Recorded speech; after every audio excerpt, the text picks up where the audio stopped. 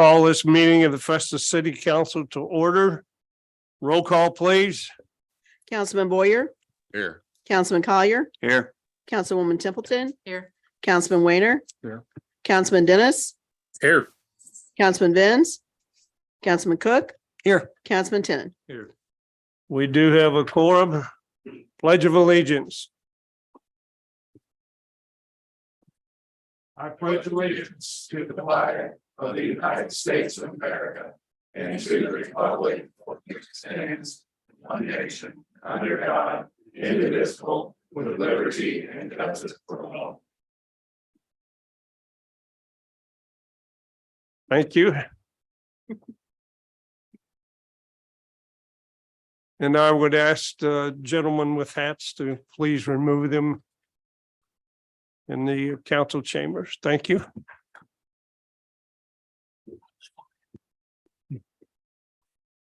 I will entertain a motion to approve the consent agenda. Tonight's bills total $789,658.51. So moved. Second. Motion's been made and seconded. Roll call, please. Councilman Cook. Yep. Councilman Tenen. Yep. Councilman Vins, Yes. Councilman Dennis, Yes, ma'am. Councilman Boyer, Yes.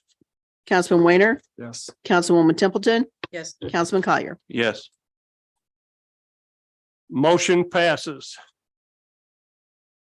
Correspondence? Do we have any? No. No correspondence. Remarks of visitors. Yes, sir. First on the agenda this evening is Virginia Russell.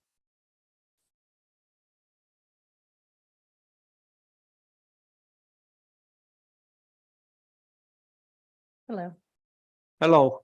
I am actually just trying to get a permit to do fireworks for my residents. We do fountain and sprinklers at my place residential care in Festus, What is the address of your 23 North Sixth Street. 23 North 6? Have you done this in the past? I have. Chief, you have any problem with this? Fire chief. The only thing I would ask is with the current weather conditions, if we don't get any rain, that we keep it to a very minimal. Okay, yeah, and we do wet the grass and all that good stuff before, so. All right. Well, do I need, so last year, Doesn't have to be roll call. Doesn't have to be, right? Okay. I'll entertain a motion to approve to let my place residential care have a small fireworks display for their residents yes, on July 1st at 7:30 and on the 4th. Is that correct? the 4th will just be sparklers, Okay. so yes. So motion. Second it. Motion's been made and seconded. All those in favor say aye. Aye. All those opposed say nay. Hearing none, motion carries. Okay, Thank you. you're welcome. Thank you.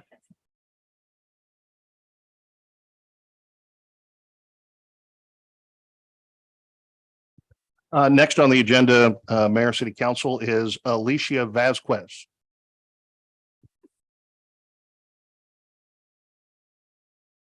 Hello, everybody. I am here representing the Ozark Food Pantry. As some of you already know, we are Lindsay and I, Project Generosity, and we are the fundraising committee for the Ozark Food Pantry.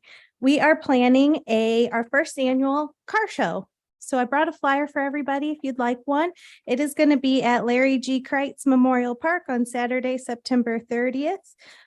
We are inviting the community to get involved to help us raise funds for the food pantry, and we're going to have a food drive. I wanted to thank whoever's responsible for putting us in the mailer this week for the car show. We are very thankful for that. And I wanted to see if it would be okay if we invite the cars after the show is over to cruise Main Street. You have any problem with this, Chief Window? As long as they follow the same guidelines that we do in the. Not as long as we follow the same guidelines we do for the mayor's cruise and any other one, which is the no burnouts and drive safely and everything else. Okay. Yep. And we can remind them all before they leave. I doubt that our car show is going to be as large as Relaxin' in the Park was, or possibly even the mayor's car cruise. But we are going to be hosting this car show in the very lower field where the pavilion is, the gazebo. So we're kind of curious if the city would also help us with a class of community helper vehicles, like a fire truck and a police car, maybe a mailman, our food truck. Any kind of community helpers would be awesome, because we're going to have a bounce house for the kids and probably have the playground going, snow cones and stuff like that. Josh, you have any comment?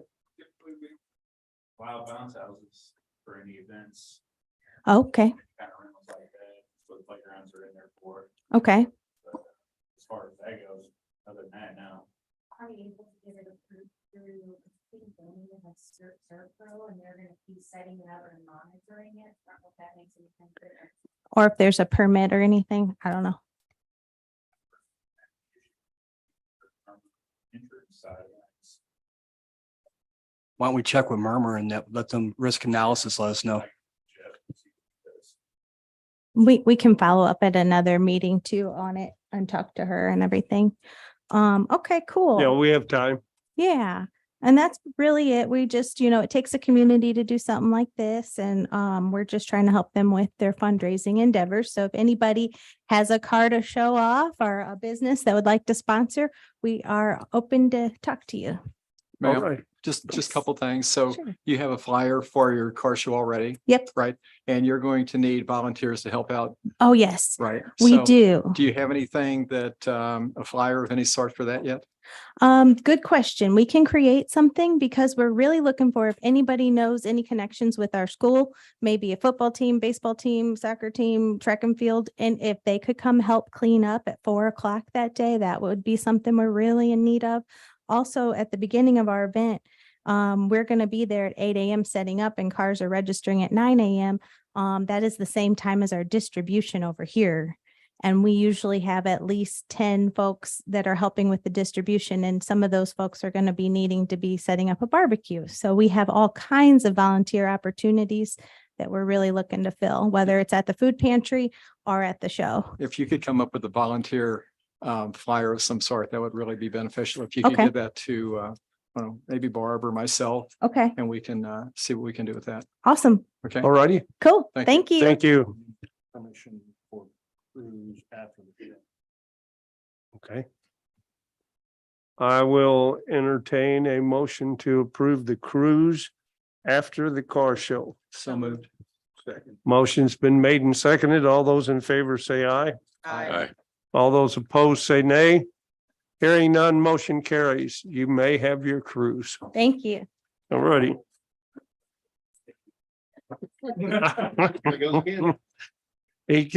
You keep trying, don't you, Mike? Okay. I will take that into consideration, but don't hold your breath. 2.5 minutes. Okay. Teresa Kreitler. Yes, sir.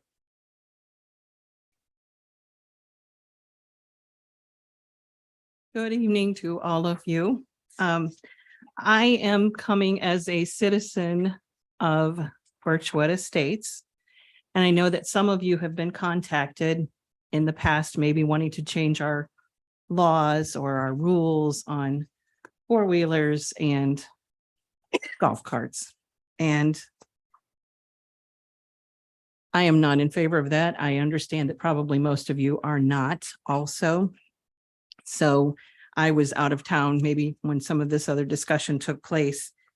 We've had incidences of 3 to 4 children on a four-wheeler. And has been very disturbing to me. And on a golf cart also. Not recently, I will say that, but I think we all know why that has not been taking place, at least on the four-wheeler. What disturbed me the most was on social media, the parents who were okay with defying the laws and the rules of our city. And that bothered me. And when they were asked, what if someone gets hurt? Their response was, well, they'll learn a lesson. Which really bothered me because obviously things happen and you don't maybe get to learn that lesson. So I just wanted to thank all of you for holding the line about the four-wheelers and the golf carts. And for our law enforcement who has been there several times to address the situation. So I just wanted to thank you. Right. All righty. Thank you very much. Do we have any bids tonight? No, sir.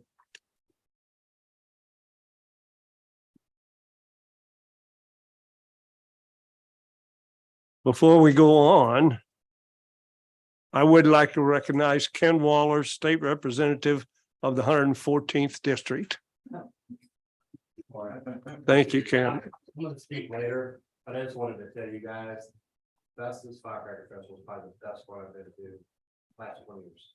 Between attendance, moving the, all of these, carnival, thank you, Greg, to the other side, which weather had to cooperate, but I was over there a little bit Friday, I was over there Saturday morning with the fishing derby, and then I went back Saturday night, music was great. You guys did, I talked to Greg earlier on another issue that you guys knocked it out of the park, and representing the district and seeing that in this area was just awesome. I mean, I've never seen so many people. When I was at the carnival, there was 20 people in the line. And that's not counting the parents, you know what I'm saying? So it was just a great thing. The parking was good, so you guys did it. So just wanted to just congratulate you on the job well done. All righty. Thank you. Thank you. Okay, we have ordinances and resolutions. Tonight we have resolution number 4724.5. Resolution number 4724.5, a resolution of the City Council of the City of Festus, Missouri, authorizing and directing the mayor to execute a letter of intent to enter into an agreement with the Jefferson County Public Sewer District, the City of Crystal City, and the Festus Crystal City Sewerage Commission to sell the wastewater treatment plant to the Jefferson County Public Sewer District. Resolution 4724.5 is now open for discussion. May I have a staff report, please? Thank you, Mayor, City Council. We do have Doug Bjornstad and Joe Blanner from the Jefferson County Public Sewer District here to do a brief presentation for the council and those that are watching online and present here as well. Gentlemen. Thank you very much to the council for having us here tonight. As Mr. Camp said, my name is Joe Blanner. I'm counsel for the district. Doug Bjornstad to my left here, he's the district manager.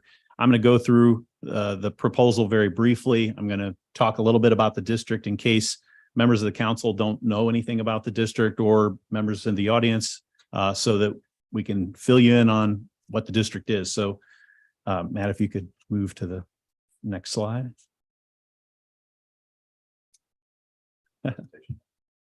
No worries. You have it. Oh, it's all right there. No, farther left. Page down. There you go. There it is. Thank you, Greg. All right. Thank you very much. So just in case you don't know what the district is, so the district was formed by the county commission back in 2000 as a public entity. It was formed as a sewer district under Chapter 249 of the Revised Statutes of Missouri. After 13 years of being in existence, the district utilized a process to change the type of district it was to what's called a 204 district. And the reason that it did that was because a Chapter 204 district has some broader powers to do public financing. And the purpose for that was because the district wanted to expand existing systems, expand its opportunities to finance and provide low-cost sewers to its customers. So if you want to go to the next slide. So the question then is, what exactly is the sewer district? So first off, the district is a political subdivision of the state of Missouri. It is similar to the cities of Festus and Crystal City in that regards, meaning that it is a public entity. It's a governmental entity. It is subject to the Sunshine Law, meaning its meetings are open to the public. In fact, next week it'll have a meeting to discuss the same letter of intent, and anyone that's here tonight is welcome to attend that meeting as well and address the best of the board. It also means that its records are subject to the Sunshine Law, just like the city of Festus. And it's governed by a board of trustees. Those trustees serve for the good of the public. They're not compensated for their service. They are serving because they care about the county and they want to make the county a better place, and they care about its citizens. It's a tax exempt governmental entity, which means that the district isn't concerned about realizing profits from the systems it operates. Just like the city of Festus, it's concerned about protecting its citizens. And so it wants to keep rates as low as possible. Next slide, please. The distinction between Festus and Crystal City and the district. So Festus is a general purpose government. What that means is it does a lot of things. It does planning and zoning. It does police protection. It does fire protection. It has parks. It has community development activities.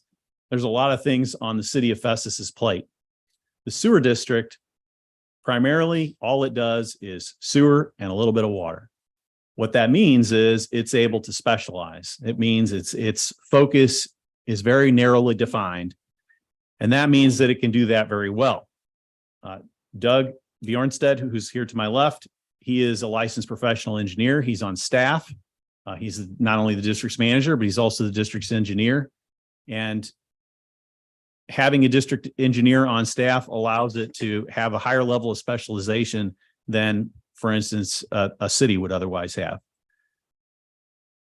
It also allows Doug Bjornstead also works very closely with the regulatory agencies such as DNR. He works very closely with financing agencies so that they can plan prospectively, so that they can expand the system, so that they can keep costs down. Next slide, please. So the district currently owns and operates 32 treatment facilities in Jefferson County.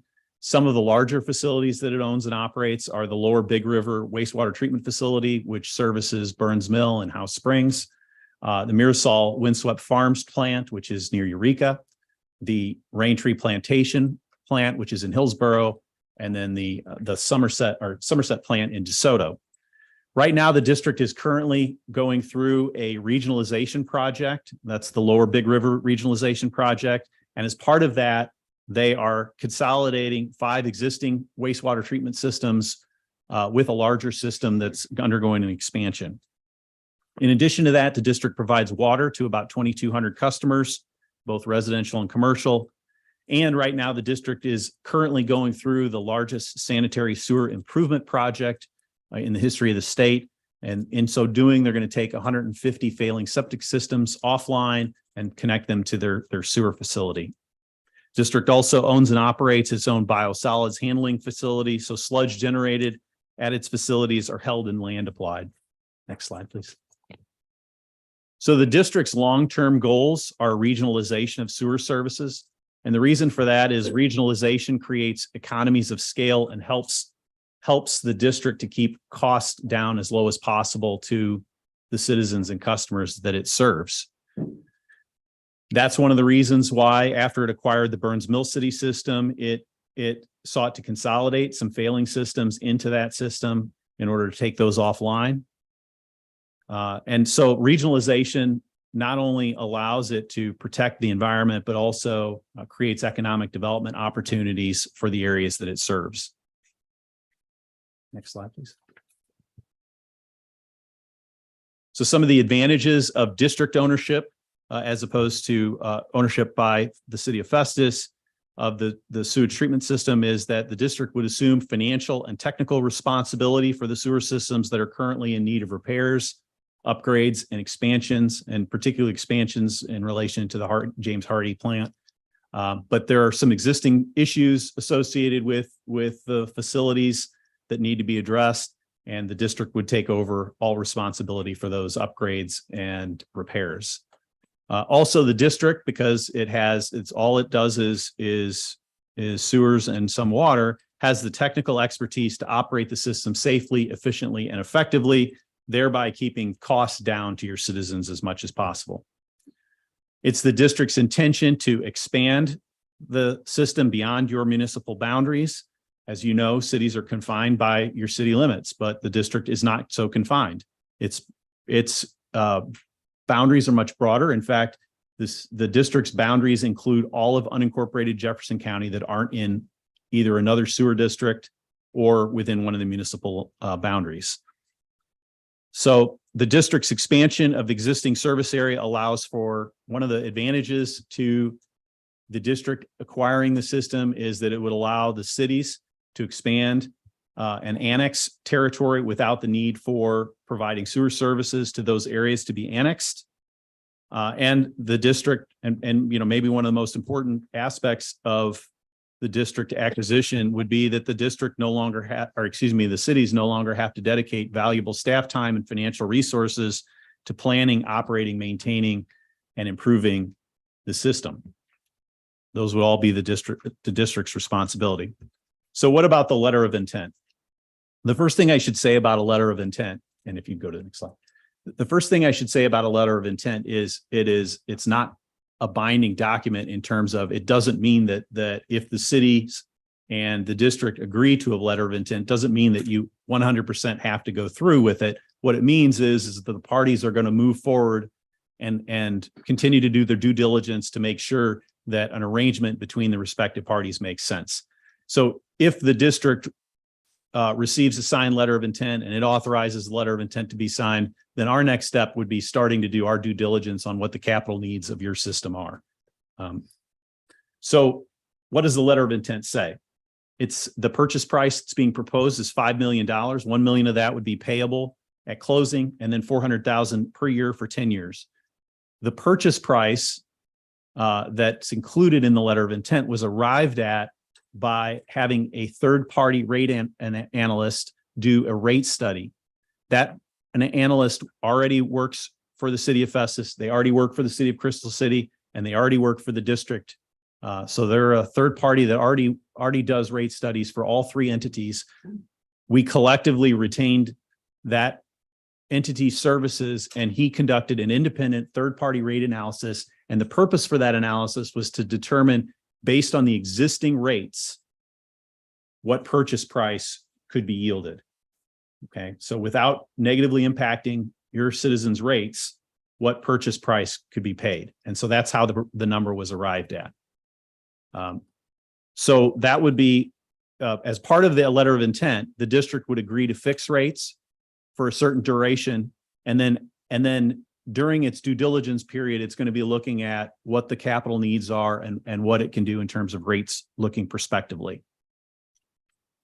So if the city approves the letter of intent, and assuming across your neighbor, Crystal City approves it, and then we approve it on Wednesday night, the next step would be the lawyers would begin preparing the necessary documents. The city of Festus would be doing its due diligence on the district, finding out what the district's operations look like and things like that. The district would be doing its due diligence. It's already received a proposal from a third-party engineer to do a systems analysis of your system. We would begin undertaking that, and then we would work towards a closing sometime late in the year if that's what all the parties want to do.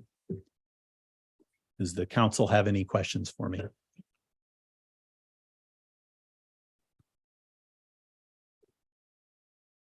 there any questions from councilman? Matt and Greg, I talked to the sewer commission. The biggest hangup I'm having is we're going to be the largest customer base, and we discussed this a while back. I want representation from Festus and Crystal on this board. And that's really got me uncomfortable. I don't want the county council to have direct control over appointments for citizens of Festus and Crystal. I really want our citizens representation on that board to ensure our voices are being heard when rates are being discussed. Totally no Jeffco Sewer District, totally support it. That's my hangup, and that's gonna be a hard overcome for me. So if we can gain traction on that, I would greatly appreciate it. Okay, understood. Are there any other comments from councilmen? Just a quick question. Yes. So we're putting our faith and trust in you, in your district.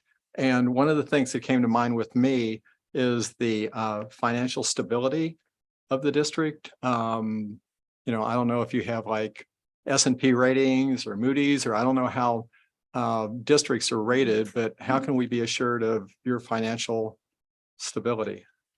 Yeah, and I'll let Doug talk about that for a moment, but I think the first thing I would say is our financial records are open to the public.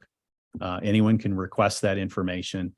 So, you know, we're very transparent, and obviously since we're a governmental entity, anyone can have access to anything that we have, you know, other than certain exempted documents. But Doug, you want to talk about the financial picture for the district? We've never done a bond rating. I mean, sometimes it's required, but we just worked with the USDA to do a $22 million project, and we're able to bond that, through the standard. Could he step to the podium, please? Yeah. Sorry. Thank you. Sorry about that. We have not been required to do a bond rating, but we just financed through the U.S. Department of USDA rural development. We did a $22 million project. They looked at all of our revenues, all of our past revenues, and we were able to fund this project just strictly through our revenue that we generate right now. So I don't know of any better examples than, a governmental entity accepting our revenue bonds. So I'm not a financial expert at all, but it's just my due diligence is what I'm thinking, obviously. So I don't know if there's a way for us to validate the solidness, the solidity of your district. If there would be, I would think that would audits. be preferable. All of our audits are online Yep. with the State That would Department. be the easiest and quickest way to do it. Yeah, all of our audits are online with the state auditor. So, Okay, so like I said, I am not a financial wizard. So there may be audits online, but if someone with financial resources could right. So anyway, I think everyone has my point, and if we could okay, all follow up on that, I'd appreciate it. Thank you. right. Any other questions? Is there any other discussion?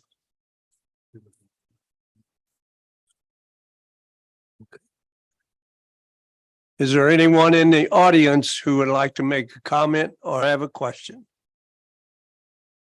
This gentleman right here, come up to the microphone, please. State your name and Thank you, Mayor, members of the council. My name is Kim Franklin. I'm from Missouri American Water. We are your neighbors. We run the sewer systems in Arnold and Cedar Hill. Just coming tonight to offer our support. We think that we sent a letter to the mayor, and hopefully you all have seen it. If not, we'll make sure. I know Mr. Camp has guaranteed us.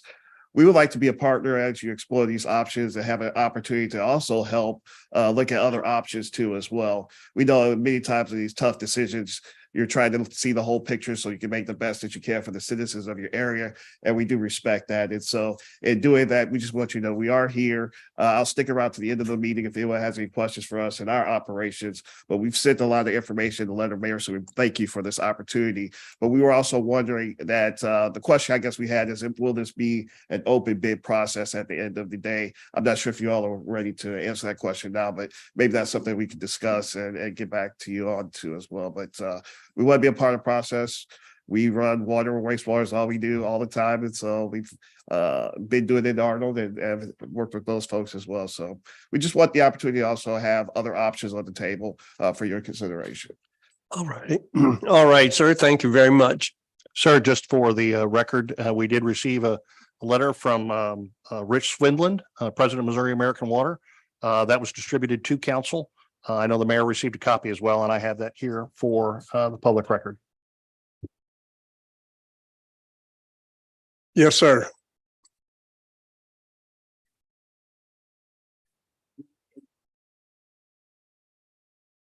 Good evening. I'm Sean Nichols. I'm the Vice President of Business Development for Central States Water Resources. I've been told that we're the single largest owner of wastewater treatment plants in the United States. I'm not sure who counts all that up and decides who's one or two, but we have several hundred, maybe 1,000 wastewater treatment plants in 11 states. We certainly would have a great interest in visiting with you about some options or alternative structures that we might be able to bring to the table. I personally have been involved in more than 150 system acquisitions in 5 or 6 states in the last 3 years. And one of the things that struck me is that I've worked with Carl Brown in the past, and I hold him in very high regard. He is a rate expert and not a valuation expert. And from a fair market valuation, an appraisal of a system of this size minimally would be 2 or 3 times what the purchase price is in this transaction, and potentially 6 or 7 or 8 times.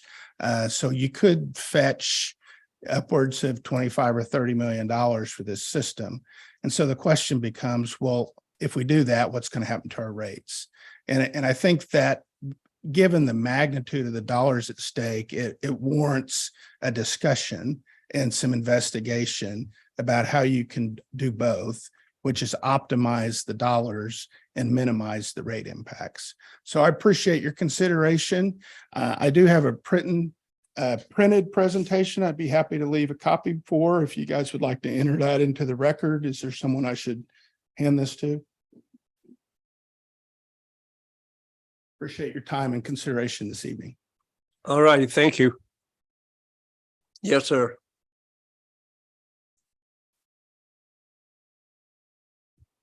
Hello, Mr. Mayor. My name is David Stokes. I'm Director of Municipal Policy at the Show Me Institute, Missouri's free market think tank.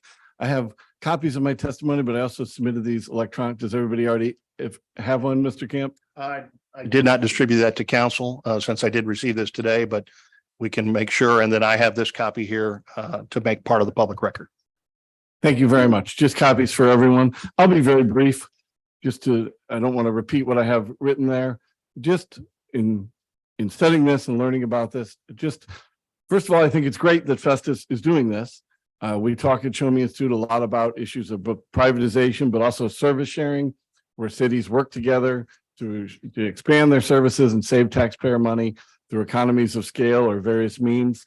That doesn't have to be a city and a city. It can be a city and a county working together, or in this case, it could be a city and a public sewer district working together.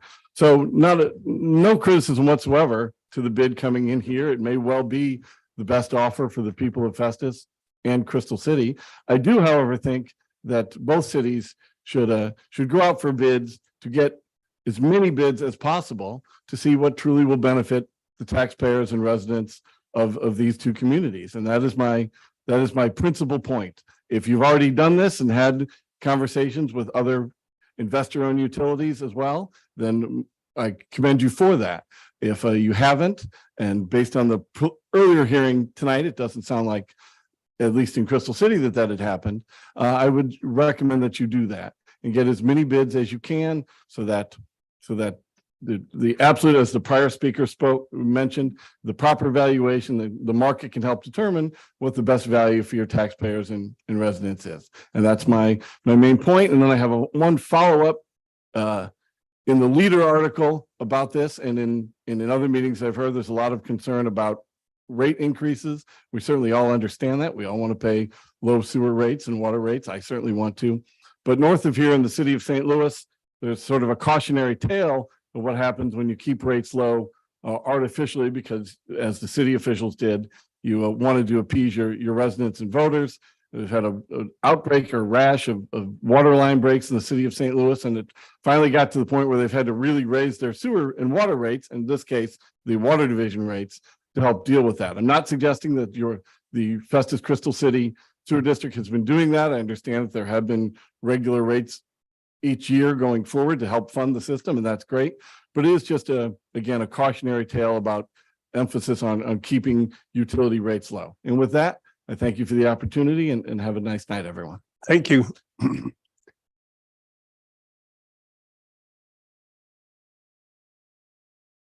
No, for you guys that know me, I'm gonna be brief.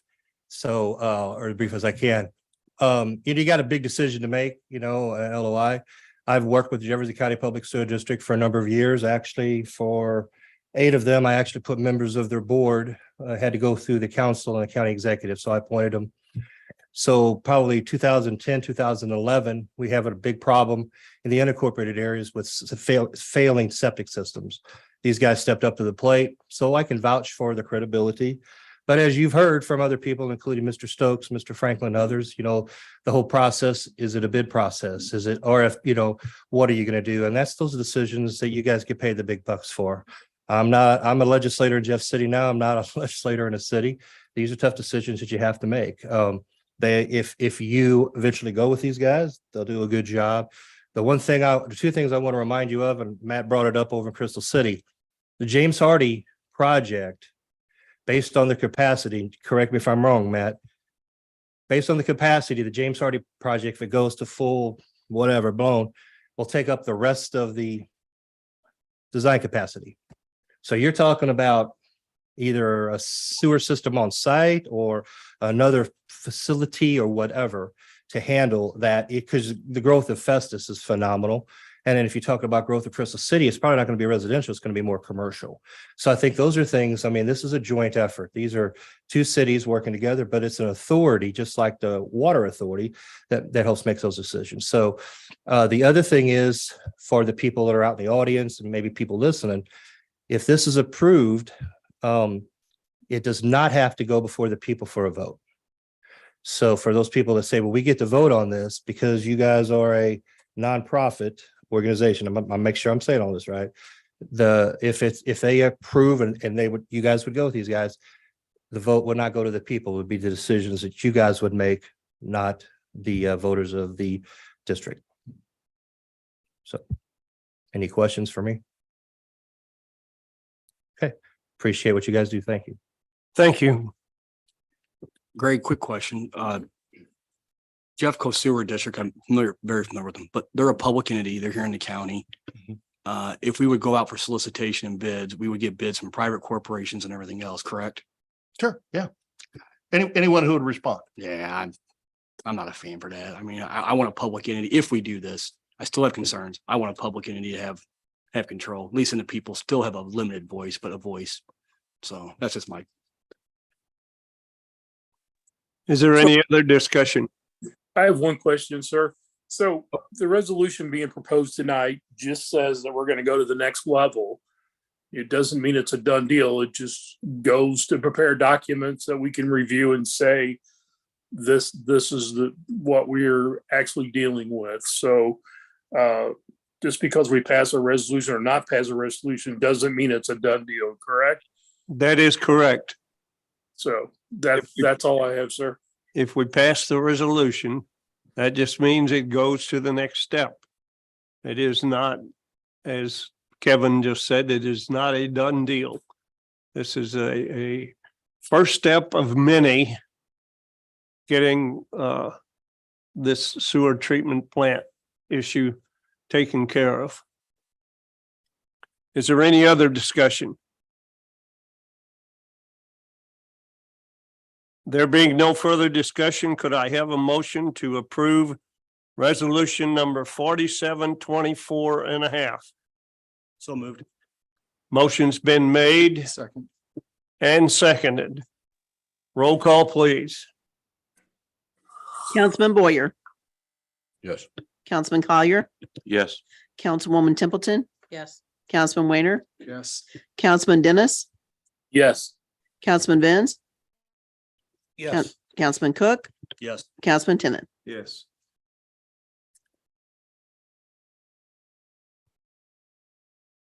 Resolution 4724.5 has passed.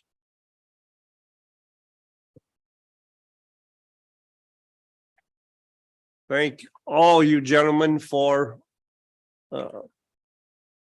your information and for coming to the meeting.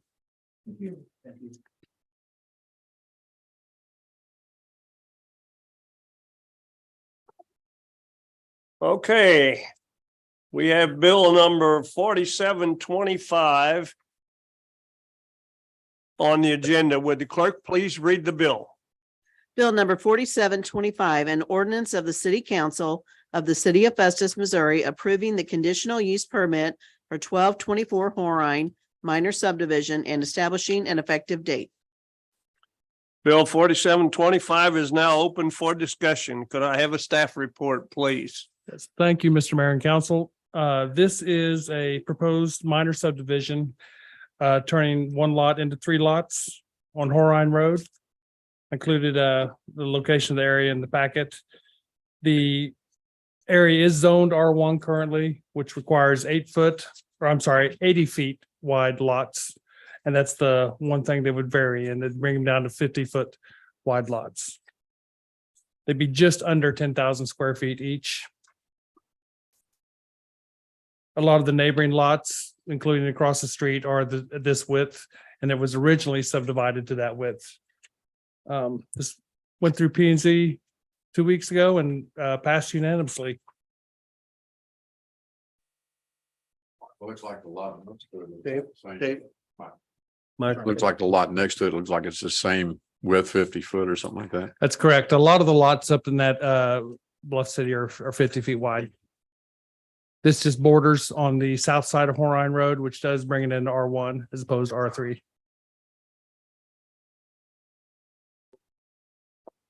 Question, Greg. And I swear I'm not grouchy, but to issue a variance, wouldn't there have to be a special circumstances? Because that's why we have zoning rules and regulations. I just want to make sure I'm not missing something here. 50-foot lot, can the 80, that's a 30-foot decrease. I mean, what am I missing? Because I'm stuck on this one, because if it's going from 1 to 3, my concern is, was this not raised at P and Z? I mean, what variances are due to financial hardship, special request, something like that? I wouldn't even say financial hardship. Okay. But help certainly me special out. circumstances. And Brian, if I misspeak, I'm sure, feel free to jump in and correct me, but a variance obviously is going to be, you have to meet certain criteria for the exemption. Correct. And I don't know that a variance is the appropriate term. A variance is something that the Board of Adjustment would issue, basically where you don't meet a hard and fast criteria in the zoning code. So that would go to a separate body, not to planning and zoning. This is just part of the regular process for plat approval, where the code requires them to get this permit to go through P and Z and then to ultimately get the council's approval. Okay, so is my line of thinking wrong then? Because I mean, if we have zoning codes, maybe we need to look at our zoning maps and kind of talk about it. But my concern is, we're doing an adjustment, or whatever the proper terminology is, based upon what cause? Why are we overriding our zoning? I mean, what would be the cause for that? I think as Mark alluded to, is it something that's conducive with the neighborhood that it's located in? So in this area in Bluff City, most of the lots, when they were originally built out years ago, are closer to a 50-foot lot, as opposed to what is in our code now, which is an 80 to 85-foot minimum. So sometimes as zoning codes change, lot requirements change, you'll have lots that have been around for a while, and you're, in this case, wanting to match, I guess, the aesthetic of the neighborhood. And at the same time, they're trying to maximize the amount of saleable property that they can get out of that single lot. Last question, and I'm sorry, I didn't do my due diligence on this. So is it common over there to have one lot divided into 3? I mean, is that a going thing over there if I head over there? What's common, this lot was originally 3 lots. When it was subdivided, I don't know, maybe in the 40s or 50s. And it was combined back into 1 lot, and now they're trying to go backwards back into 3 lots. Yeah, there are lots that vary in size through there. But the original subdivision was 50 feet wide. Next door across the street, as you go down Warren backwards. So I have a question. So dividing this this way, what does that do to the people on each side as far as parking and issues like that? Is there enough to put, doesn't it require 2 off-street parking spots? It's not a place you can park on the street. It's a busy street. I don't know exactly what the rules and regulations, but is it fair to the people who live on each side? Because obviously this is not going to be a home. So you're putting some sort of property, or I assume it's for rental or that sort of thing. And it seems like we're going backwards. We're going to a smaller lot. Now you're going to cram 3 buildings up against homes on each side. And, you know, that comes with its own issues of parking, the fencing, and a lot of different things that it just don't make a lot of sense why we would kind of go backwards on the rules. Is there enough room for adequate parking? Because a lot of times you require 2 off-street parking places and they have 5 cars. So where does that parking go? On the street. So the homeowners are forced to have to deal with it. I hear it all the time. So that's my concern. That's a lot of things going into a little bit of space. And I mean, right now I'm not real comfortable with it. So is there enough room to do adequate parking and things of that nature that's not going to infringe on the homeowners that live next to them? Kevin, just as a point of clarification, the property is currently zoned R1. The proposal here keeps it R1, which is single family residential. It's So- a size lot all throughout town. I mean, even 50 footers, that's the new norm, Kevin. So, and basically it was already zoned at 50 feet years ago. And they're just reapplying the numbers back to it and changing it back. So that's pretty common everywhere through town. So they're going to put three homes on this lot. Is that what you're, because that's what it's showing, I believe. So it would be 3 individual family residents. It would be 3 buildable lots, correct? 1 lot already has a residence on it. And is that going to stay? That will 'Cause stay. I'm looking at the drawing. I'm not the best with it all. Yep. So Yeah, the existing home will stay. The developer is here as well. That could, if you have any questions directly for him. I have not seen house designs, but a 50-foot wide lot would absolutely handle 2 parking spaces. yeah, I wouldn't mind hearing what his intent is. Quick question for you, Mark. Yep. What's the sideline setbacks going to be on those? It'd be 7 feet. I'm sorry. I apologize, 8 feet. 8 feet. It's R1. It would be 7.5 feet, 8 feet. 8 feet. 8 feet R1. Mark, it looks like that existing garage that's hooked onto that house now, or not hooked onto it, but it's on there. Looks like part of that would have to go. If you're gonna do 50 feet right there. Yeah, it would have to be knocked down, I would think, because it doesn't have the sideline setback is wrong. But I think he's gonna build 3 houses. Right. Yeah, that garage is already gone. It is gone. It is gone.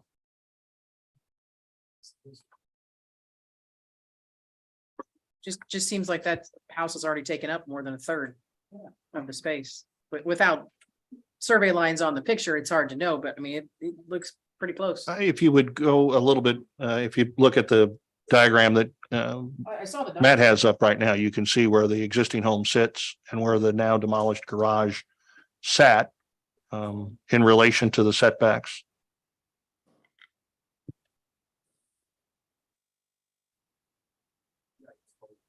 John, do you have any input you want to add, or The house that's there now is only 28 feet wide. did you hear that, Kevin? No, have him step up to voting. I'd love to hear what he's got in mind so I can vote accordingly. Hello, my name's John Eisenbeiss.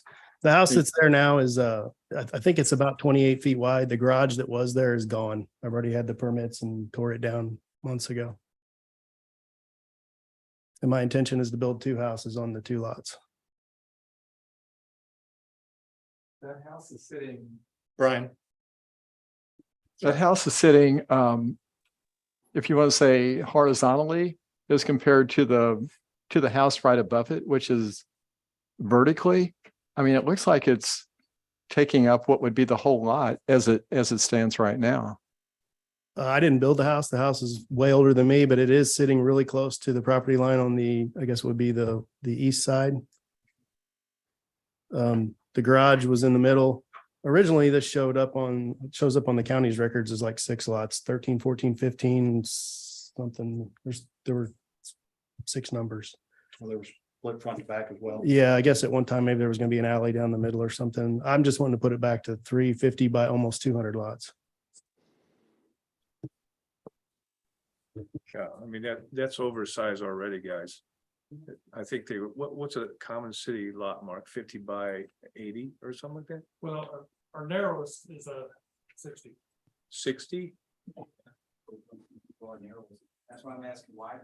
Like, that's why I was asking, like, I mean, there should be a special call, like I asked Greg. I mean, because I appreciate development, but then my mentality is what we do for one, we do for all. So the next person comes in and says, well, I want 50 feet and something else pops up.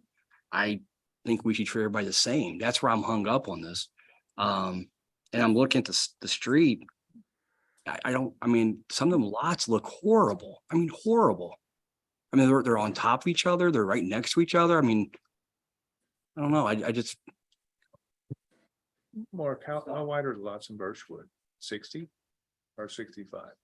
I can't quote it. I'm not positive. They're not 65. I think they might be 60. And they also have 5-foot side setbacks. Right. But it's a PUD though, right? Correct. Yep.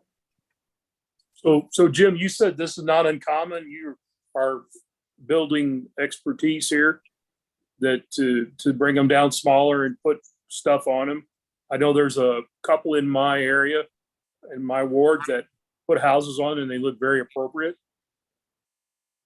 Well, Kevin, I think that, if you drive around the old areas in town, you have a lot of non-conforming lots compared to what we feel that we want. But I mean, you can't hardly change history. I mean, we could stop him, but the thing of it is if it was originally zoned that way and measured out that way, and he's going back to it, I don't know. I mean, like I said, you can drive all over town and you'll see houses 5 feet from the street. You'll see everything else in the older areas. So, I mean, it would be tough to convert everything back and make it code today. That's the way I see it. So let me ask you this question, because you make a good point and you do a good job coming down to my level. So if we're trying to revert back, then why did the city ever change our code to begin with? Why did we get away from 50-foot front and go to 80-foot? What was the city thinking, the forefathers of that? Subdivisions.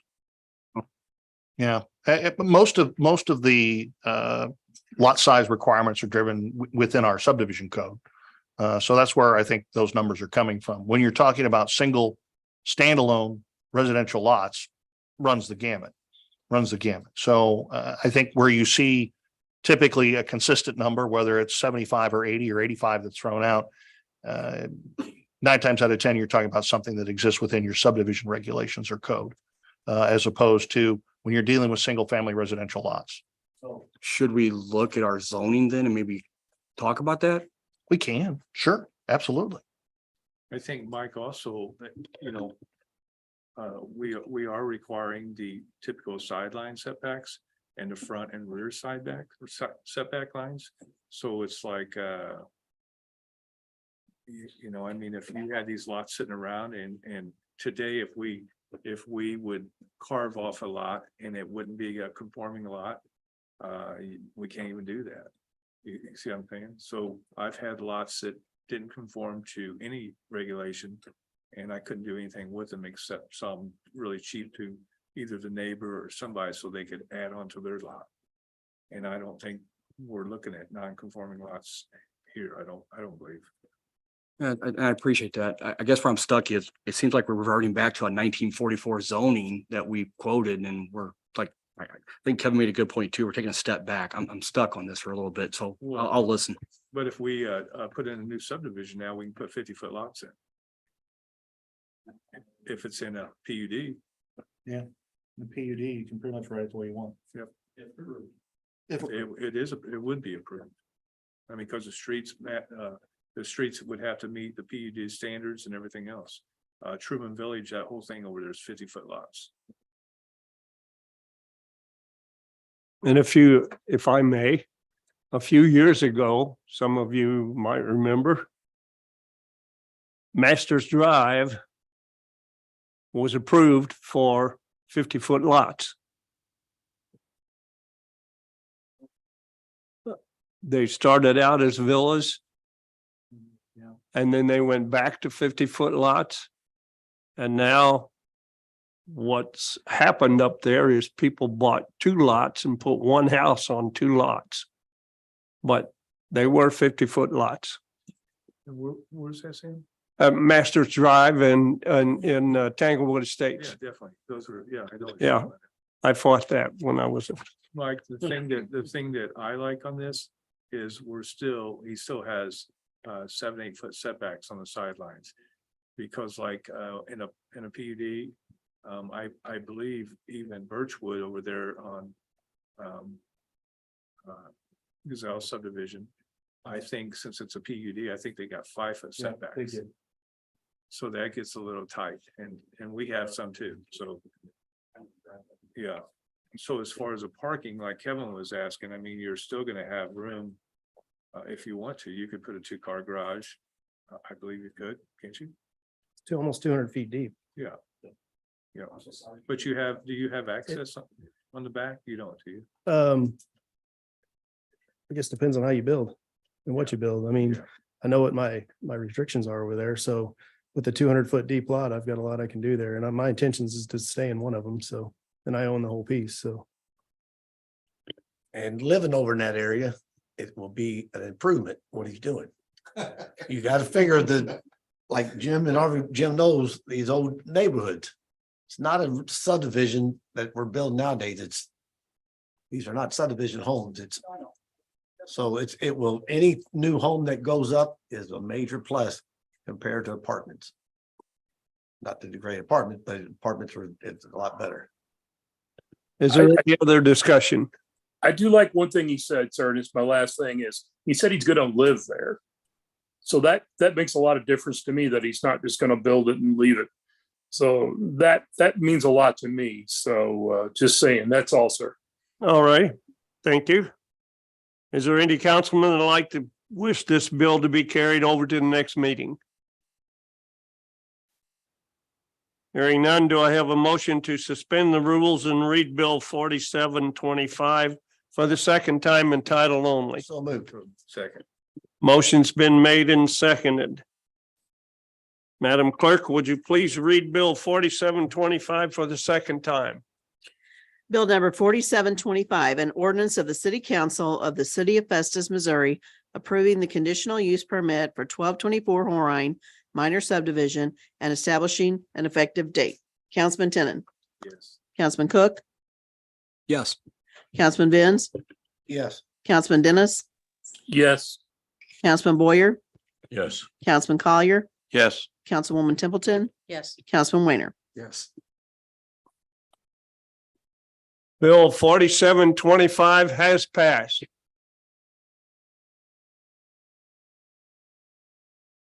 Next, we have Bill 4726 on the agenda. Would the clerk please read this bill for the first time? Bill number 4726, an ordinance of the City Council of the City of Festus, Missouri, approving the major subdivision preliminary plat for a major improvement preliminary plat for 1800 West Main and establishing an effective date. Bill 4726 is now open for discussion. Can I have a staff report, please? Thank you, Mr. Mayor and Council. This is the extension of Birchwood subdivision.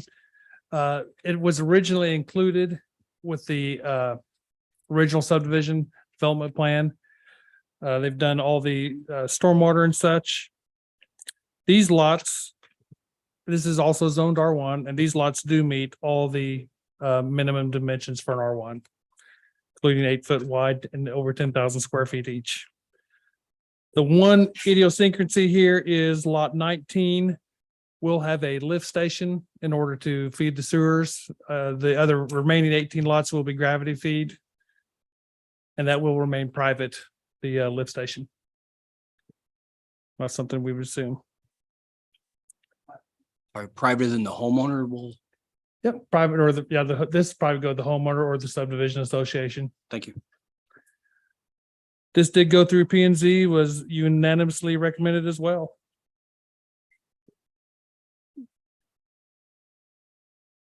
Is there any discussion? Is there any council member that would like this bill carried over to the next meeting?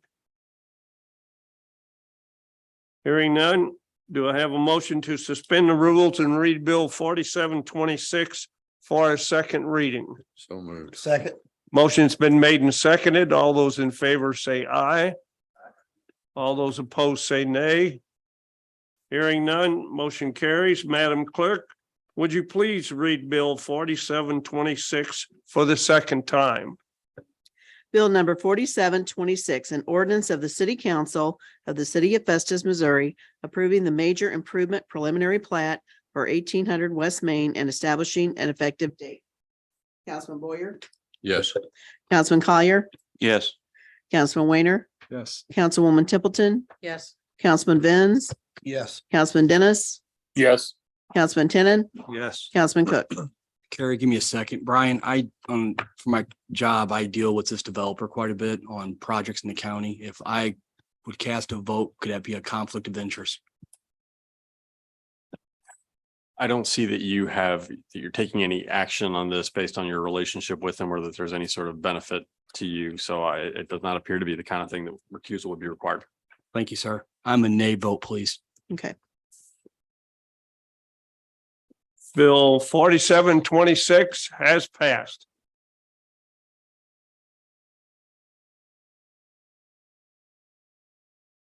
Bill number 4727. Madam Clerk, would you please read Bill 4727 for the first time? Bill number 4727, an ordinance of the City Council of the City of Festus, Missouri, approving the conditional use permit for 116 Main Street and establishing an effective date. Could I have a staff report, please? Thank you again, Mr. Mayor. Excuse me, council. This is the property in downtown Main Street and the old Chamber of Commerce building next door. They're wanting to operate a grocery store. Downtown district is zone B3 and a grocery is allowed as a conditional use. We sent this through P and Z and they unanimously recommended it.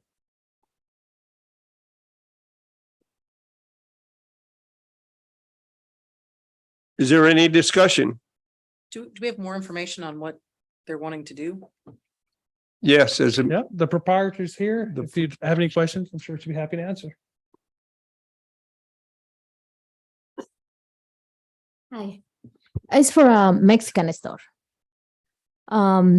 Like more is like cans, Latino products, international. But everything is gonna be in can or sometimes in package like a cheese, sour cream, vegetables. So just a quick question, ma'am. Are you like a private entity or is this like are you part of a larger group of corporate, like, do you have a corporate store or is this just like a small store run by you? It's a small store. Okay. Yes.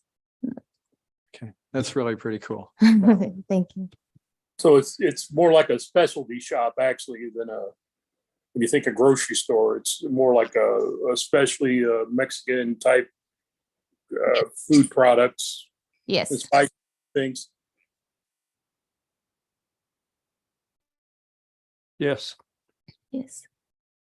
Is there any other discussion? Do I have any councilman that wants to carry this over to the next meeting? Hearing none, do I have a motion to suspend the rules and read Bill 4727 in title only for the So second moved. time? Second. Motion's been made and seconded. All those in favor say aye. Aye. All those opposed say nay. Hearing none, motion carries. Madam Clerk, would you please read Bill 4727 for the second time? Bill number 4727, an ordinance of the City Council of the City of Festus, Missouri, approving the conditional use permit for 116 Main Street and establishing an effective date. Councilman Collier, Yes. Councilwoman Templeton, Yes. Councilman Boyer, Yes. Councilman Weiner, Yes. Councilman Tinnin. Yep. Councilman Cook. Councilman Dennis, Yes. Councilman Vince. Yes. Bill 4727 has passed. Thank you all for your time. Mark show is over. And we also have Bill 4728 on the agenda. Would the clerk please read that bill for the first time?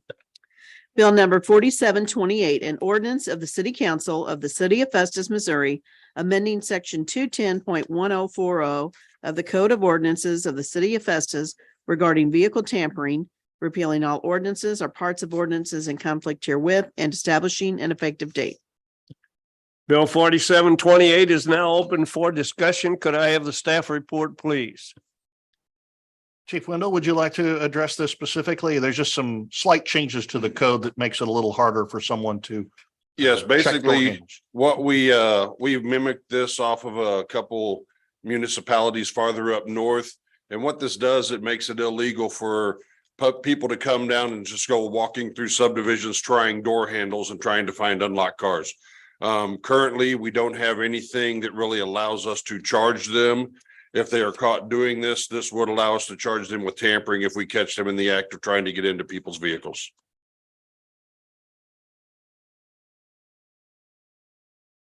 Is there any discussion?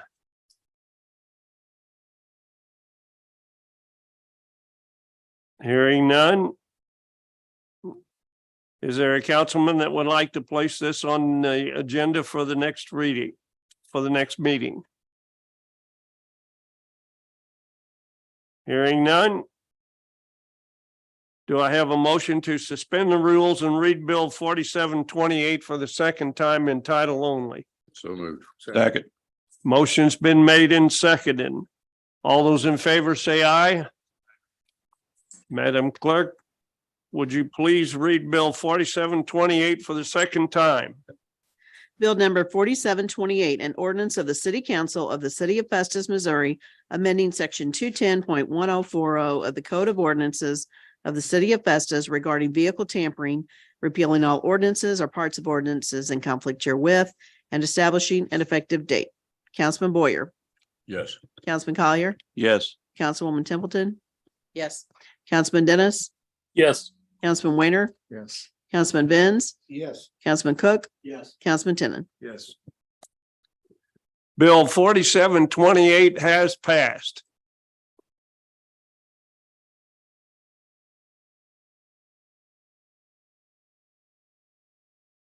New business. Mayor, City Council, the first item on the agenda is the Safe Routes to School grant. Matt, if you'd like to address that. Thank you, Greg, Mayor and City Council. With me tonight is Mr. Kurt Westrich. Kurt, if you don't mind approaching the podium here. We have an exciting times here in the state. When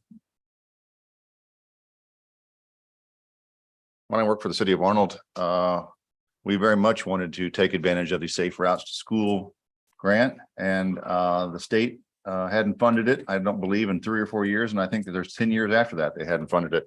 We're fortunate that this year there's funding for this program, and so this program helps to make sure kids can get to and from schools safely without any incident. We have a unique situation in our community, whereas there are a number of streets that our kids, our school age children will be traveling and need the assistance of sidewalks. I was approached by this gentleman and his firm saying, hey, did you hear about this funding opportunity? I said, hey, no, I have not, but I'm very excited. He said, let me put a grant proposal together for you, and we'll see if we can't go after some of these dollars. I know that's important to you guys, leveraging our local tax dollars with grants. This grant is an 80-20 grant, similar to the other grants that we apply for through MoDOT and East West Gateway. So what Kurt has prepared for you this evening to consider is preparing the grant on our behalf, and the what do they call that fee? A review fee? Is that the proper terminology for the application fee? application fee? Yes, thank you, sir. And we'd have to pay the application fee as well. If we are not approved, the application fee does come back. Is that right? That's correct. If you're Yeah, so- not successful, you would get that back. That's your consolation prize, I guess, by not getting the grant, but so before you tonight and for your consideration, I've included a map. The one that's in your packets was probably, actually the one that's on your table is much better.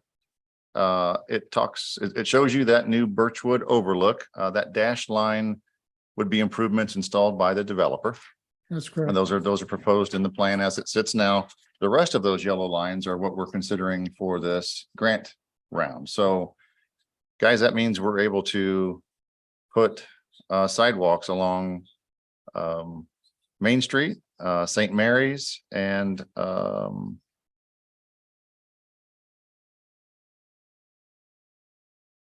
where St. Mary's turns, and I cannot remember the name of the street right now. Yes, Glen Meadow, thank you. Basically connecting all of our schools, so the areas that don't have sidewalks, this connects them. So our estimate is this grant would be, well, we still have to do some more fine tuning, but it's going to be anywhere from 800,000 to about $1 million. I chose the lower end of that to represent or to express to you guys. So these numbers could change, but what I'm asking for tonight is the $5,000 to do the grant application, and then whatever the application fee is based on his and his firm's estimations. Again, this is just an idea. He'll have better understanding once he gets into the thick of it and starts looking more closely at the areas. So if you guys have any questions, he and I are happy to take your questions. Matt, I have a question. So where it runs out to the to that new Birchwood overlook there. So I see where it crosses back over the road, and it's a contiguous line until it starts breaking where those new homes would be put in. So isn't that a special road district road out there? It is. It's a So- special road district road, and I did speak with the road district about them participating in this program, and they are not interested in the construction or maintenance of sidewalks. So this would be an improvement solely owned by us inside our corporate limits, just adjacent to a road that they maintain. It's unusual. It's weird. But if we want sidewalks in this area, this is the way we're going to have to do it. Okay, and what's the reason for the break in the line there? That's just a visual minder so that you know where the limits are. The sidewalk would be continuous. That's just showing you that's an area not inside this grant. Okay, no, I think it's great. I mean, it just keeps safe roads, safe sidewalks, safe for kids. Yeah, It's it's a perfect. home run in my estimation. And if you recall the conversations we had back when Giselle was proposing the Birchwood development at its essence, at the very beginning, we looked long and hard about the possibility of trying to get sidewalks along that frontage. The compromise was the connector at the end of one of the cul-de-sacs to the school campus. But here with the leveraging the possibility of the funds here with this grant, we're able to put them out on the road at the same time. So the $5,000 is for the application, but we have no idea what they're going to get to apply for us. And is that something we need to put out for a bid if we have no idea what we're going to spend for the man services? No, sir. The man's services are defined. That's the $5,000. That's the fee that he's going to fill out the application. There's a review fee for the grantor. So the granting organization requires, East West Gateway requires you to be serious, I guess is really what that is. That's, right. You want to make sure you're seriously committed to doing this project, because if they set aside funds for you, they've had problems with city. Right. Oh, well, wait, we don't have the money after all. So this is a, are you guys really serious kind of test? So that, I believe that money then would go towards our match, would it not, Kurt? The 3,000, or the. The 8,000. I'm trying to think if that would go to the match or not.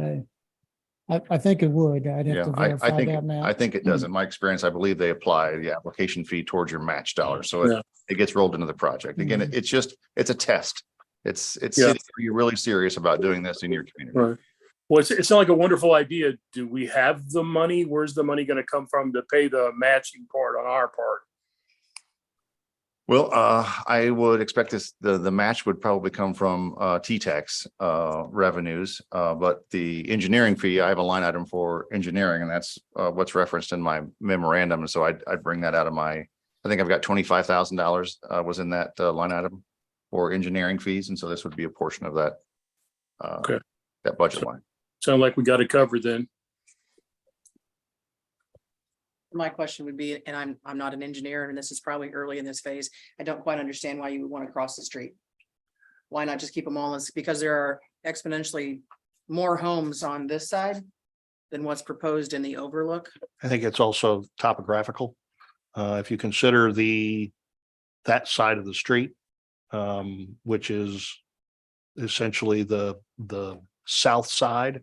So it's crossing from the south side over to the north. It's a safer place to be as opposed to up against that embankment there. Yeah, it's just topography. That's really. Which I don't know. I guess I'd like to see a little bit more, I guess I just need to travel it out there, but my thought is there's more kids living on one side of the road than the other. And we can So make. if you're going to do that, Right. then, I almost feel like you're going to have some substantial crosswalks, Yeah. more than one. And also, is there a probability or possibility of adding sidewalks on that other side? Because otherwise you're taking kids that are right here and you're going to say, okay, I want you to cross the street and go down here, and then we're going to come bring you back. Right. Or they're just going to cut through the front yards of everybody that's right there. So as a mom, I really don't want them crossing over and back if they don't have to. It's something that Councilman Cook and I contemplated when we were talking about this in my office last week. And so it's a function of density. So if you think about it, there's just 19 lots on that side of the street where the sidewalk is going to be built. And again, guys, that's part of our subdivision code. That developer has to build that sidewalk. I don't believe we can force him to build it on the other side of the street. He's building it on his property, on his side of the street. It just happens to be the same builder that built on the other side. If sidewalks are a goal of yours and that we want to continue making sure that we have sidewalks on both sides of these streets, then I would say the next time a development like Birchwood comes in, that we structure the PUD in such a way that stormwater and sidewalks are considered on the outside of the development as well on the inside. So that's just under consideration, because again, we're doing this on the flip side when it could have been done when we're doing it on the back side when it could have been done on the front side. These sidewalks could have been installed as part of the PUD when this subdivision was initially approved. And this is a main. We negotiated something else. None of you, some of you may have been here, but we made that negotiation for whatever reason. So they can still get in before the switch on the other side. Okay. I see it. Yeah, I get it. Yes, If this is approved, wouldn't this be budgeted for next year anyway? Would fall under next year's budget, wouldn't it, Greg? yeah. If approved. If Yes, sir. approved. it So would the fall- engineering fees I know you budgeted for them, so Well, we got the engineering fees, so I would expect the grant is due at the end of next month. Is that correct? July 21st. Yeah, so is we'll when it's due, experience all yes. that 5,000 this fiscal year and the application fee this fiscal year. Absolutely. Correct. But essentially, if we get awarded the grant, it would be then programmed for next fiscal year. I think we do stand a pretty good chance because the road district will be a partner in our grant. We probably have to solicit a letter of support from them. And so then it appears multi-jurisdictional, which does get you more points with East West Gateway. So. What about improving the road also? I mean, Road district. I know it's Yeah. road district. That's a whole That's what I'm different saying. can. You just talked about That's a different grant. We want to do that. We Yeah, wanna do that's- that. Absolutely. We want to do that. We just can't do it with this one. Mhm. Unfortunately. No, I mean, I Different understand that, but I mean, we're talking with them, so Yeah. if we suggest something that they I can had- help. I had that conversation and he's still got a couple hoops to get through Because that road is called Old 21A, yeah, Old 21A with MoDOT as the owner. So he's got to get an agreement with MoDOT, and then he's going to bring that agreement to us, and it'll be your all's decision to assume maintenance and ownership of that road or not. So MoDOT didn't vacate it then, basically. Correct. Okay. Right. Because It was never, when this goes back to a conversation that Randy, Judy Wagner and I had. And Randy was under the assumption that because we annexed the property on both sides of the road, that the road just went with it. But unfortunately, because it was an old state highway, it was never, for lack of a better way of putting it, deeded to the road district. And the road district's been expending funds on it. So I guess some form of, inverse condemnation, but at the same time, they don't have any of the paperwork to turn it over to us. So that's working in a separate lane from this at the same time. Right. It is a priority though, Bobby. It's a Well, priority. I remember that conversation a while back where they're willing to give up roads for a price, and the same for us. But Mhm. but yeah, that, like she said, I understand putting that sidewalk on the other side, but at the same time, it is like you said, if anybody that drives that road a lot, They can go in. Yeah. I mean, they can go in another subdivision. right? Right now, you Yeah, got. and- over, Yeah, Right. exactly. you know? Yeah. I think it's a no-brainer. Yeah. Is there any other discussion? Man, will that be 5-foot sidewalks I believe so. That's the 5 foot, minimum. Yeah, with a grass, like a little median in between that and the road? there would be, yes. And I guess depending on what you want to do, in some areas you could do a shared use path too. That would be typically 8 foot or 10 foot wide. And there may be some areas that we might recommend that when we're going through and doing our conceptual engineering to prepare the application. But minimum would be 5 foot. What speed limit through there? I believe that's a 30-mile-an-hour zone, It is. and you can't do much more than that. Next, that's county enforced special road. It's not corporate, correct? No, it's inside our city limits. We should be enforcing that, shouldn't we? The road, once you get past the three-way stop, is not in our city limits. Oh, That's past the county, freeway. yeah. Yeah, We have from the three-way stop back into town, but we don't have the road outside of that. yes, because it's split down we only have half of it. Right. Yeah. Almost. Yeah, it's weird. But I guess with this overlook, is it an annexation already, Mark? Is it? Okay. I don't know, that might change things. I don't know. Is there any other discussion? Yeah. I will entertain a motion. Do I have a motion to approve the Safe Routes to School grant application? So moved. Second. We have several. Motion's been made and seconded. Roll call, please. Councilman Boyer, Yes. Councilman Collier, Yes. Councilwoman Templeton, Yes. Councilman Weiner, Yes. Councilman Dennis, Yes. Councilman Benz, Yes. Councilman Cook, Yes. Councilman Tenen. Yes. Motion carries. All right. Thank you very much. Look Thank you, forward to guys. working with you. Thank you. Thank you.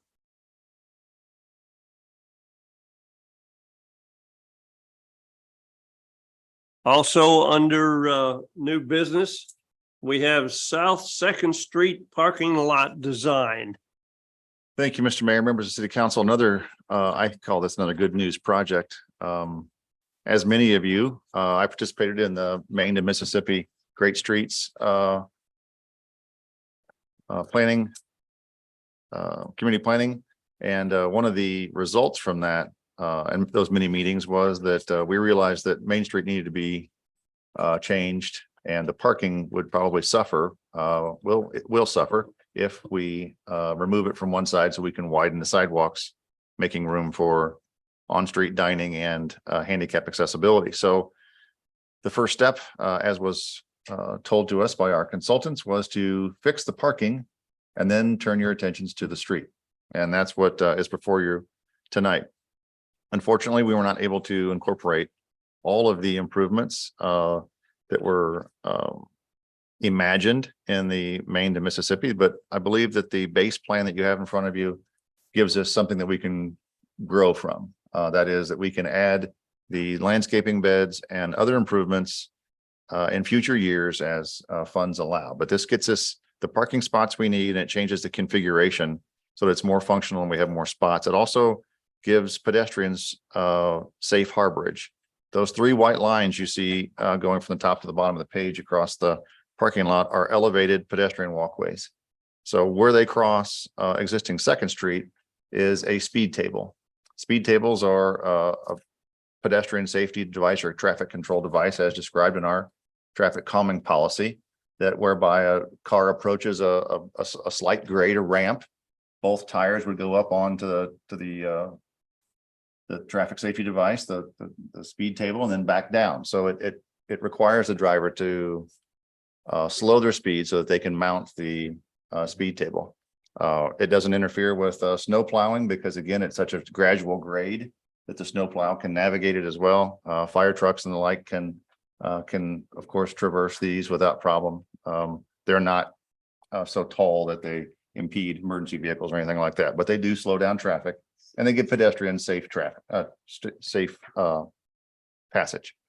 So that's the design that we've come up with. Again, I'm requesting your approval to hire Cochran to the city's kind of de facto engineer to begin the design process on this so that we can include this in our next year's fiscal year budget.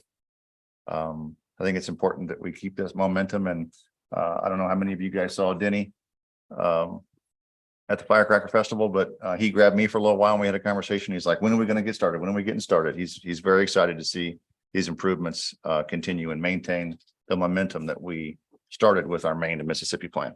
And I'm happy to take questions. Matt, are we losing parking spaces? No, sir. This will be a net increase. So we're going to gain spots with this change in configuration. I know it looks different than what we're used to, but I think this will be a good thing. And part of where the existing design, I think we'd all agree it's not very logical. You know, the lanes sometimes seem like they start and end different directions and you're not really sure which way you're supposed to go down them. This standardizes everything. Gets rid of a lot of those concrete islands and abutments that are in there now and essentially makes it one big parking lot. And think about our special events, guys, how this is going to change, how that special events that use this area, it makes it so much more desirable for all those special events. No more up and down over curbs. The handicapped folks, those people with limited ability can get to and fro much easier. Amen. So Matt, help me again. So is there any other entrance except off South Mill? I'm looking at the diagram. Looks like there's an in and out there. Yeah, at Bering. So at Bering and Adams, and then at Mills. Yes, sir. There's those Okay, three. The little blue is the entrance. So Yes. yeah, I mean, it looks wonderful. Looks wonderful. I'll be glad to be able to use it, especially with a wheelchair. Matt, Yep. the business owners that are, there are multiple dumpsters Yes. back there. How is that going to be handled? Well, that's yet to be designed or determined. That's one of the things that we're going to have to sit down with the property owners and determine what's the best way forward. You know, all of those property owners' dumpsters are on our property, which is good. I mean, think about it. That means we can there's some consolidation, right? I mean, that means there's maybe just one dumpster, hopefully, for several businesses, and those business owners work together to limit that. I think we want to encourage that. We want to figure out how we can locate them so that they are not a distraction. No one likes walking up to the Petite Prairie for their steak, walking past three big stinky dumpsters. So we got to figure out a way to minimize what is really a necessity of life. We have to have trash back there, but where can we put it and how do we do it so that it's not an inconvenience to the property owners, but it also isn't a detractor for our citizens and their patrons. Hey, Matt and Greg, is this going to be the same question for you? Because I don't recall us budgeting this, so this will carry over This next year. goes next year. Would this also fall under the STP grant process as well? No, No. unfortunately not. This will come out of the. This is our P-PACs? pocketbook. This is, yeah, Okay. this is all city funding. Yeah, and Since you're doing great point in the dumpsters, could you keep in your mind, I've been reached out twice now by the St. Louis Recycling Coordinator Program. They really want to do something with Main Street and the recycling side. Yeah. So you might want to keep that in our mindset as we move Certainly. forward. yeah. And so guys, I've just panned over to the estimate. I'm sorry, Kevin, for you can't see it at home. You know, this project's estimated to cost $679,000. That includes the engineering fee that I'm asking you to contemplate approving tonight. Now, again, this project will span 2 different fiscal years. Again, the design will span 2 different fiscal years. So this will carry on into next budget, because again, we need to have some substantial, meaningful meetings with the property owners to determine how we fix this. Maybe it's not broke the way it is. Maybe all we need to do is come up with maybe a single carrier and some enclosures and who gets to use what and how often are they dumped. I don't know, but maybe there is a bigger conversation that has to take place, and that stuff has to happen while we make this design so that we can keep our forward momentum.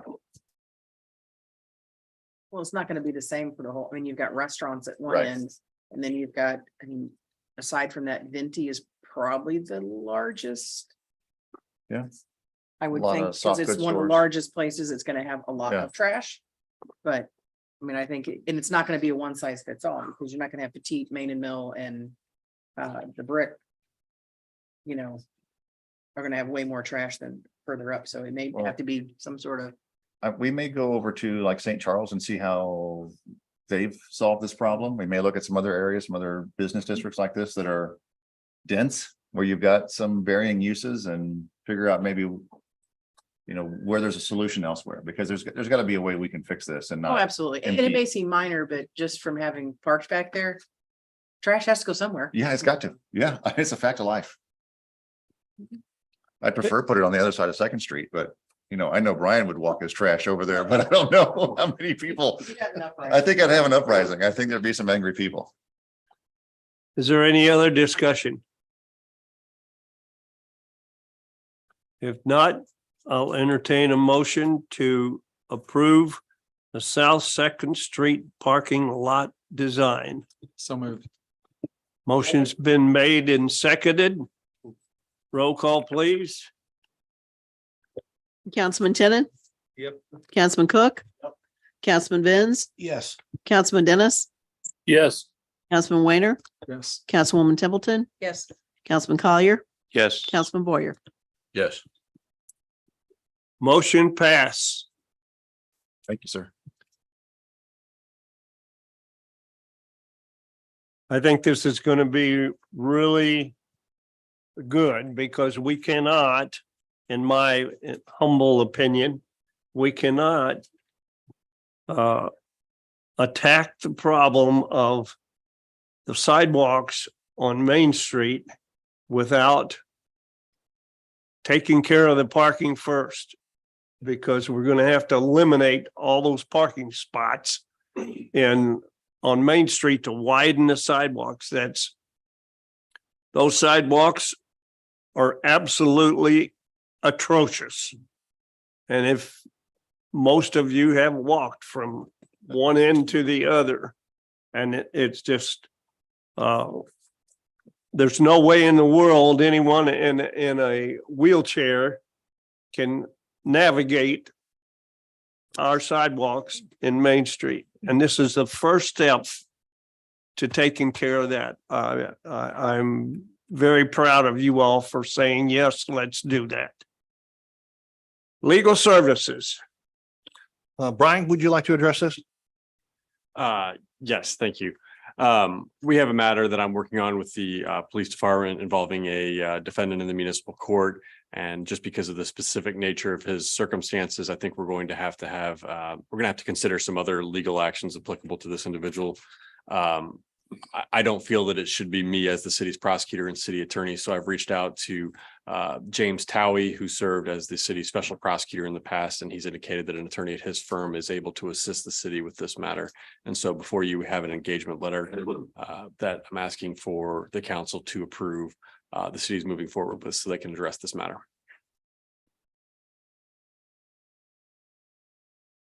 Is there any discussion?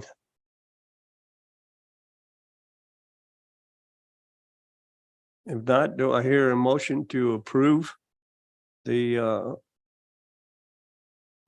legal services agreement? So moved. Second. Motion's been made and seconded. All those in favor say aye. Aye. All those opposed say nay. Hearing none, motion carries. Thank you. Okay, Brian. Any old business? No, sir. Councilman Boyer. Josh, I went by over to the park where the swaps are. It looks real good over there. All that has been cleaned up over there. So you have any idea when the pavilion might be started over there? Currently in bid with Buckeyes, RB and Lowe's.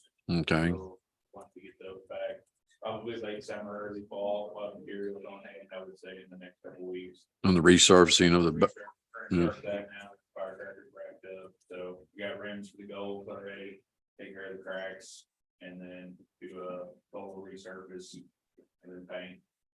Good deal. Looked like the Firecracker Festival seemed to be a big success, very well attended. So that's always good for the city. Good job there, guys. That's all I have, sir. All right, thank you, sir. Councilman Weiner. Too many to mention. Just to say, thank you for everybody doing such a good job with the city. I mean, there were so many good things talked about tonight. So that's it. Thank you. Thank you. Councilman Dennis. The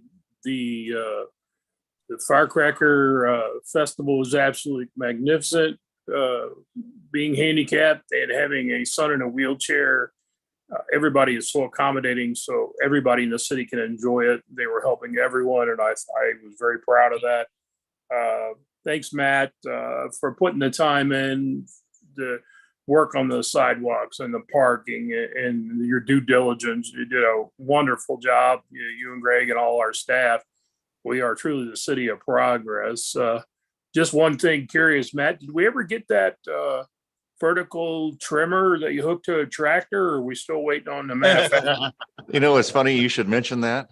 That booger was delivered today. So we got Okay. our first little bit of training on it, and I'm not sure when staff will be taking it out, but maybe Josh will let us learn on his park or something where we don't have to worry about cars. I don't know. Yeah, I was just Oh, out there on Pounds Road CC, and I thought, well, we could use that baby out here. But once again, thanks everybody for all the hard work.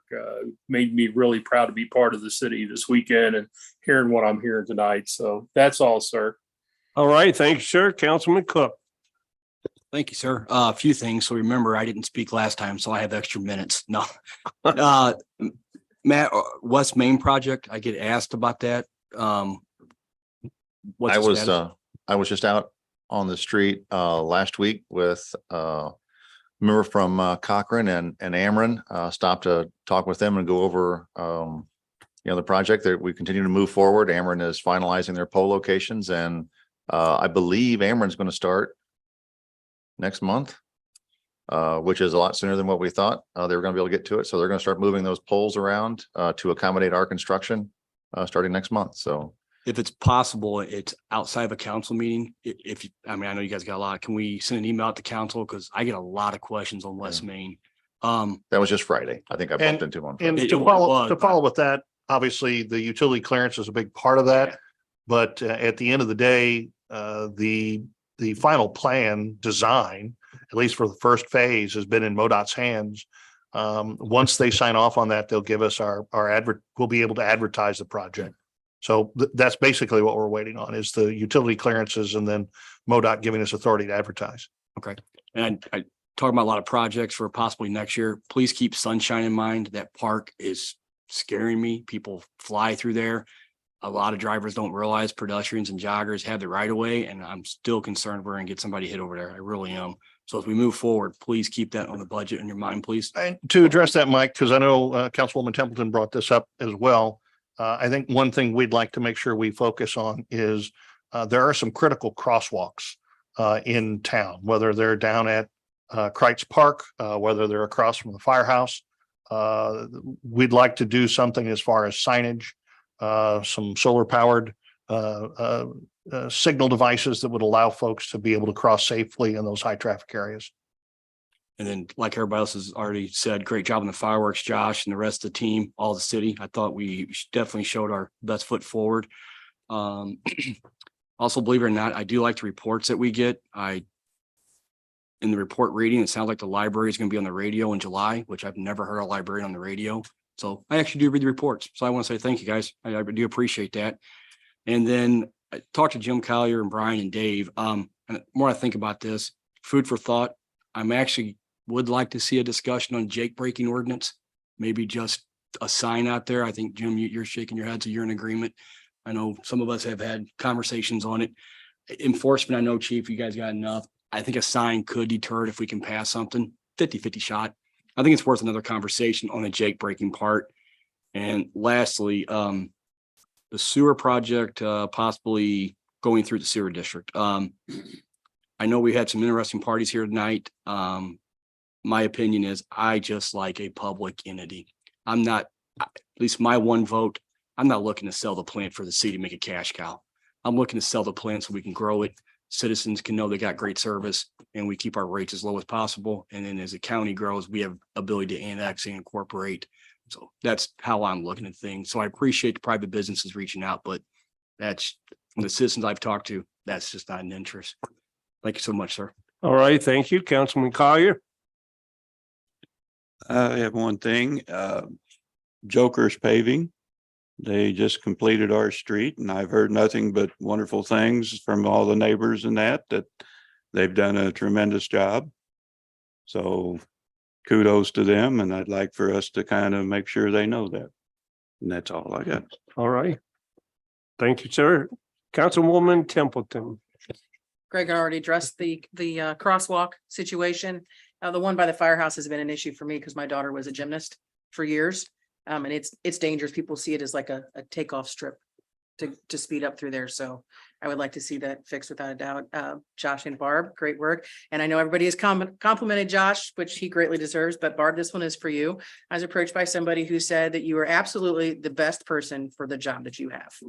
So they ran into you Saturday at the fishing derby and thought you were just the most amazing person, and the whole thing was phenomenal. It was still early. Nice. And Matt, thank you for taking care or starting the process with the very large tree that's down in that yard at Ridge and Sunnyside. I drove by there today. It's still an issue, but at least somebody's aware of it. So kind of tucked back in there. I don't know that anybody else would have seen it. The testament to Mark's staff, he was out of the office, but his staff sent a letter out, so that's the first step, is send a letter. So there's one on the other side of that same lot, but it's not as big. But just for reference, this was a tree that had come down in the storm, I'm guessing, that was braced by another tree in the yard. And we're not talking small trees. We're talking large trees right at the edge of the lot and the street. So Thank you, Mark. And your staff. Stacy, I brought up to Matt here sometime back about the crosswalk down there by the firehouse. I'd like to see some cross hatching put in there and then maybe a solar light right there too.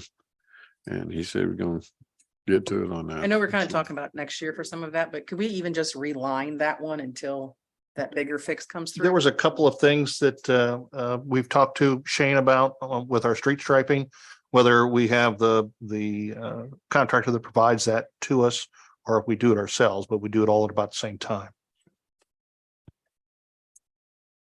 Councilman Vance. Yeah, the fireworks, fantastic this year. And I've heard a lot of better reviews from what we had last year. I'm glad we got to put more money into it. And a great job for all the parks, everyone, police, fire, everything. I know we never have enough police to patrol for the fireworks because they can't be everywhere. And you get up there at Sunshine and Hillsborough Road, and they don't understand there's an event going on and people are flying. People are trying to cross. I mean, I wish there was a possible way to put a vehicle up there and someone up there to watch to slow them down, because Man, I was standing up there for about a half hour waiting for everybody to show up so we could walk down. And just people just flying, running. It's really bad, but I know you cannot be there. You know, you're so many down there, you only have so much, but it's amazing how much people just don't care about. They're only thinking about themselves. And so it's sad that we cannot have, unfortunately, more officers in the spots to, control that kind of stuff, and I just worry about, like we said, going down that road and the bike path right together, people walking, one wrong move and man, but there's a lot of people walking up and down it. I was one of them. And, but like I said, it was great. I mean, the feedback was fantastic. So I'm glad. I hope we can find more ways to make it better or donate more money to it because it was the raised people just loved it. So, and I'm glad to hear our lawnmower or, that trimmer's gonna be, yeah. You've been waiting for You're that. damn right. I'm like Kevin, I've been waiting for that thing to. So people do, yeah. But other than that, that's it, sir. Thank you, Councilman Tenen. Fireworks were great. Doug, I don't know what's different this year, but I happen to live over that way and usually, people might even be parking in my driveway, but this year, I don't know what happened, but the traffic was a lot more easier to deal with. I think part of that, when we moved the carnival, it opened up more parking places on the ball field side, gave people more access to park there. And also by moving the carnival, we were able to keep the traffic flowing more freely down through the park. And I think people in the past were getting stuck in traffic and they're thinking, I'm just going to dive off here and walk in. To where this year, normally we direct traffic nonstop from about 4 p.m. on. And this year they only had to periodically go out there when maybe 8 or 10 cars backed up and just flag them through the temporary stop signs. So I think a lot of those people found an easier egress into the park. So they weren't diving off beforehand, trying to find somewhere else to park. Well, I will say that, say 4 or 5 o'clock, if you were gonna go up the hill, there's no way. And I kind of made the mistake of making that turn thinking, oh my gosh. And the traffic was great. I just think everything seemed really controlled this year, and not that it hasn't been, but it just seemed like it really went smooth. And I've had a lot of compliments about the fireworks, and I had a whole house full of people watching the fireworks, and they were fantastic. I'm pretty excited about the parking lot behind Main Street. I think that's great because we definitely need to do something with Main Street. And if that's a start to making it better, I'm all about that. And man, I am pumped about that lawnmower. I don't know what it is, but I can't wait to see it. You want to drive it? Yeah. No, I'm just kidding. I'm just kidding. You can't drive it. Bobby's been talking about it for a long time. And so, I'm excited about it. Yeah. That is really gonna be nice. That's all I got though. All right, sir. Thank you. Yeah. We've had a lot of great comments from you all about the Firecracker Festival and how it was handled.